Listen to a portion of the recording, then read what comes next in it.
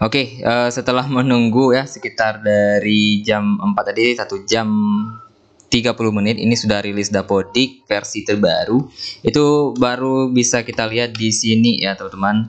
Nah, ini dia di beranda PAUD Dikdasmen ya. Jadi teman-teman kalau lihat status saya mungkin yang ada berteman dengan WA itu bakal tahu ya.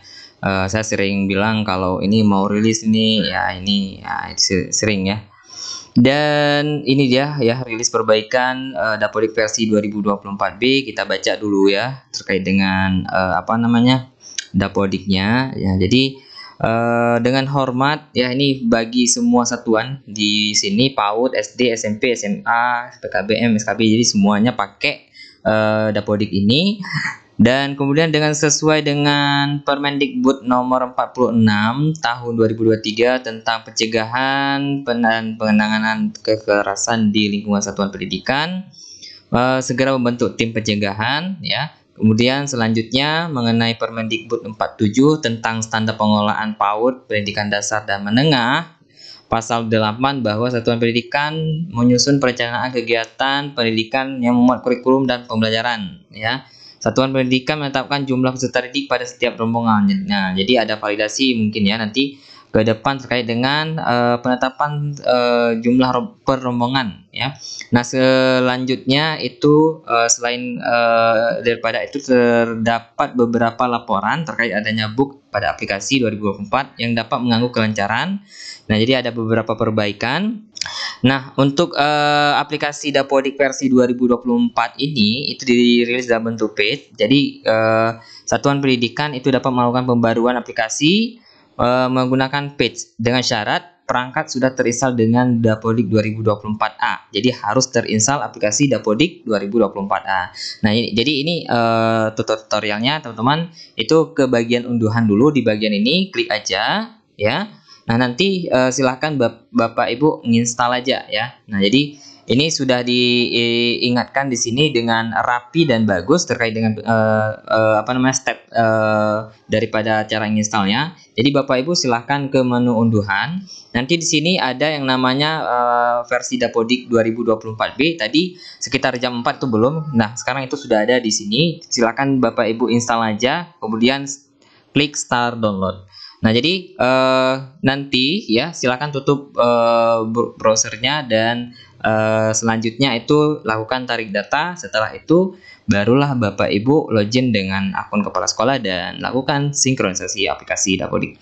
Nah, ini ada beberapa perbaikan itu terkait dengan penambahan validasi ketentuan wajib membuat kepanitiaan ya, ini wajib ya. Kemudian penambahan validasi bagi sekolah penerima TIK wajib menginput sejumlah unik yang diberikan ya, itu terkait dengan Chromebook dan sebagainya, apakah laptop nanti yang diberikan, kemudian pokoknya ala-ala TIK ya. Nah, kemudian nanti ada di jenjang SMK itu terkait dengan yang sedang PKL ya. Kemudian perbaikan fitur penambahan rombel di PKL SMK. Kemudian ada juga penambahan TPPK ya. Kemudian perbaikan proses lulus manual jenjang SPS dan TPA khusus semester ganjil ya. Kemudian perbaikan fitur tambahan rombongan pada tingkat tertentu yang tidak memiliki riwayat di semester sebelumnya. Kemudian penerapan batasan rombel. Jadi nanti kalau nanti satu rombel itu lebih dari ketentuan, itu akan kena validasi di Dapodik. Kemudian penambahan validasi formulir PBAK KPK, kemudian perubahan instrumennya ya. Jadi ini ada di aplikasi Dapodik, perbaikan rekap diagram penerima bantuan di beranda, itu ada perbaikan lagi. Kemudian perbaikan pada membuat akun PTK khususnya jenjang SD dan TK, email telah digunakan oleh orang lain ya. Kemudian perbaikan book pada saat penambahan rombongan pada jenjang PKBM. Kemudian perbaikan kolom registrasi ruang menjadi nomor pokok perpustakaan khusus ruang perpustakaan. Nah, jadi itu beberapa perbaikan di versi ini. Nah, kemudian kita klik di bagian ini sudah ya. Kita sudah Kemudian Bapak Ibu silahkan ke Dapodiknya. Silahkan ke Dapodiknya, kemudian masuk dulu dengan akun Dapodik. Ya, silahkan masuk dulu dengan akun Dapodik, kemudian klik di bagian operatornya. Nah, selanjutnya Bapak Ibu memastikan dulu bahwa aplikasi Dapodiknya itu sudah dengan versi 2024A. Ya, jadi untuk update ke 2024B pastikan dulu sudah di versi 2024A. Nah, jadi seperti ini ya. Nah, versi 2024A. Nah, selanjutnya apa yang harus kita lakukan? Ya, yang pertama silahkan Bapak Ibu, walaupun di sini tidak ditulis hapus history, ya, di sini hapus history tidak ditulis, tapi saya lebih lebih menyarankan Bapak Ibu untuk melakukan yang namanya hapus history ya. Nah, hapus history, silahkan Bapak Ibu hapus history. Jadi hapus history itu menghapus jejak rekam yang sebelumnya. Nah, silahkan nanti Bapak Ibu hapus historinya. Setelah menghapus history, pastikan nanti Bapak Ibu mengclose yang namanya aplikasi Dapodiknya ya. Klik history. Nah, selanjutnya silahkan nanti Bapak Ibu menutup aplikasi dan membuka file yang Bapak Ibu download tadi, aplikasi Page Dapodik versi 2024B. Ada itu di menu downloadnya ya, di bagian download, ada di bagian program. Nah, selanjutnya Bapak Ibu silahkan run administrator dan klik yes. Nah, selanjutnya silahkan Bapak Ibu ikuti aja step by stepnya, kemudian klik lanjut, saya setuju, dan pasang. Nah, jadi seperti itu ya Bapak Ibu, cukup mudah dan gampang. Nah, selanjutnya yang harus Bapak Ibu lakukan adalah setelah menginstal aplikasi Dapodik ya versi 2024B, selanjutnya membuka aplikasi Dapodiknya. Nah, pastikan setelah Bapak Ibu menginstal, itu silahkan Bapak Ibu buka ataupun lakukan tarik data aplikasi Dapodiknya. Nah, jadi seperti itu ya. Jadi kita lakukan tarik data. Gunanya untuk apa, Pak Bun? Gunanya untuk kita menyesuaikan database yang ada di server. Artinya di server itu kan ada perubahan.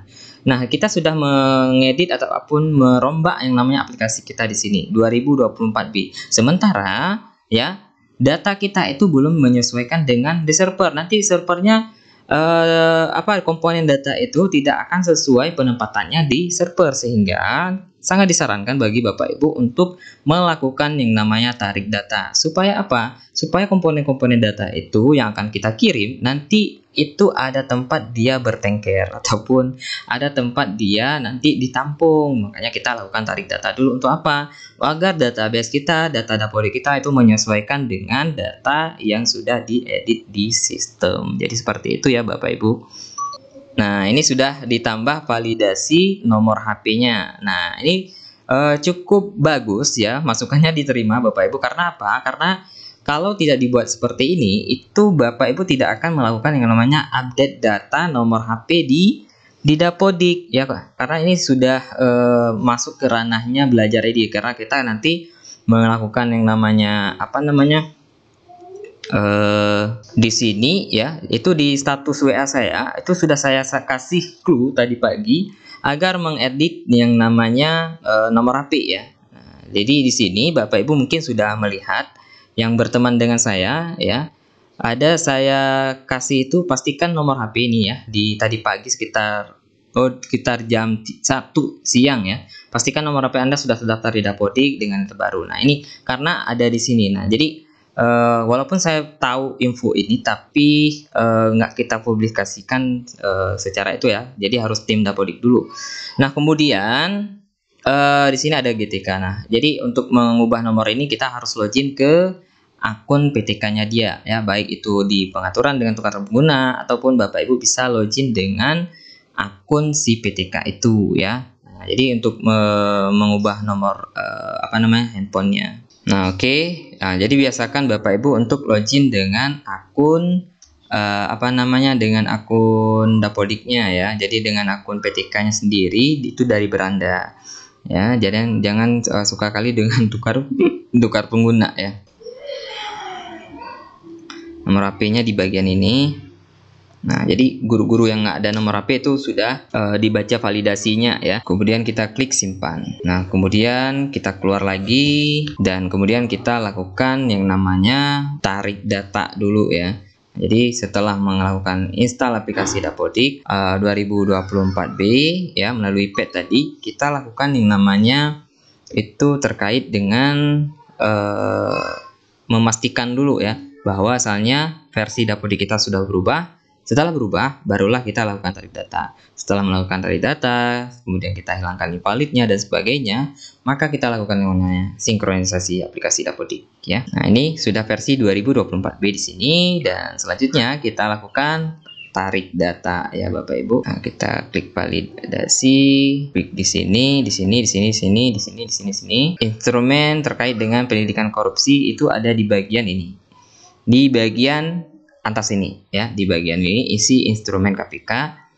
Nah, jadi ini sudah dibuat wajib karena apa? Karena tidak ada yang mengisi kemarin itu ya. Jadi Bapak Ibu jangan malas-malas mengisi sesuatu yang baru gitu. Oke, kita lakukan tarik data dulu ya Bapak Ibu. Lakukan tarik data dulu. Nah, di sini nanti di sekolah bakal semua ini merah, kemudian Sarpras, Peserta didik, GTK. Nah, ini dihitung dulu validasinya, kita lakukan yang namanya tarik data. Nah, untuk apa? Untuk supaya kita menyesuaikan dulu dengan versi database di sistem, supaya database yang sudah dibuat oleh admin pusat dan admin Dapodik pusat itu menyesuaikan dengan data kita ya. Nah, jadi kayak seperti yang sudah pembaruan yang sudah saya bacakan tadi, itu kan belum ada di versi kita, artinya belum masuk database-nya, baru hanya aplikasinya yang update tapi belum database-nya. Nah, untuk supaya database itu menyesuaikan di sistem, kita lakukan tarik data.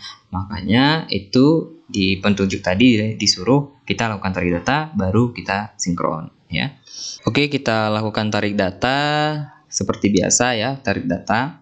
Tarik data itu adalah posisi kita menarik data yang terjadi di server. Itu prosesnya satu arah ya Bapak Ibu, artinya kita mengambil data dari server dulu untuk menyesuaikan dengan data di Dapodik kita ya. Barulah kita lakukan yang namanya sinkronisasi aplikasi Dapodik ya. Nah, ini sudah tahap mengakhiri dan sudah selesai ya.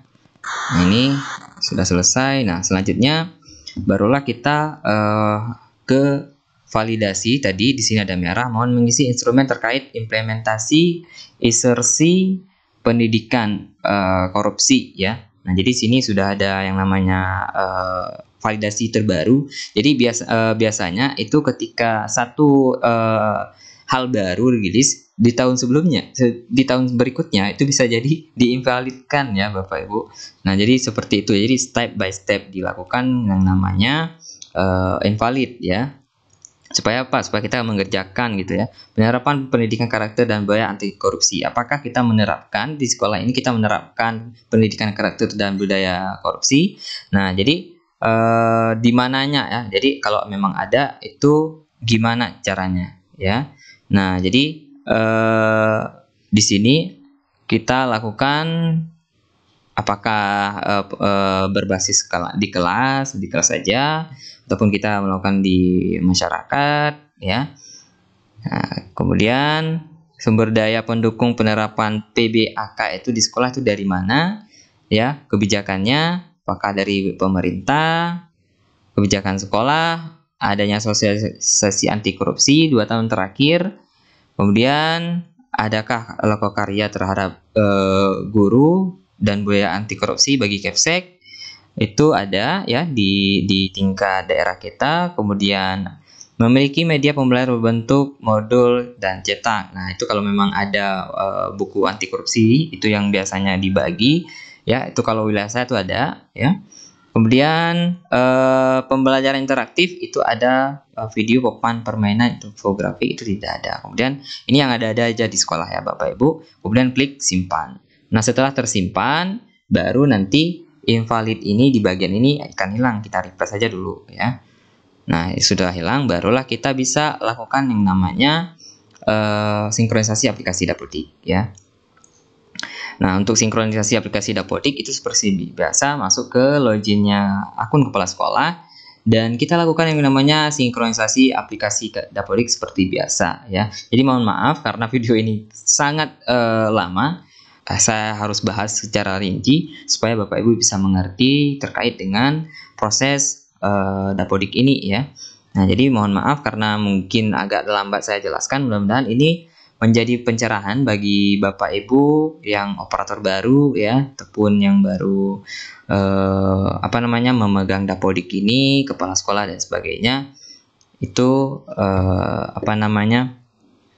menjadi ya panduan lah bagi Bapak Ibu ya. Oke, setelah kita tunggu ini, kita klik sinkron ya. Jadi prosesnya seperti itu.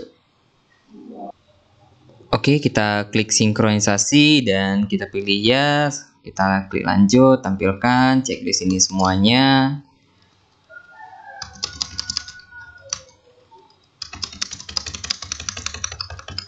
Nah, selanjutnya ya kita sinkron ya seperti biasa ya Bapak Ibu. Lanjut. Kemudian klik ya. Silakan Bapak Ibu lakukan yang namanya sinkronisasi aplikasi Dapodik dan menunggu hingga selesai ya. Saya pamit undur diri. Wassalamualaikum warahmatullahi wabarakatuh. Kalau memang ada pertanyaan silakan di chat di kolom komentar ya. Dan sampai jumpa di video selanjutnya.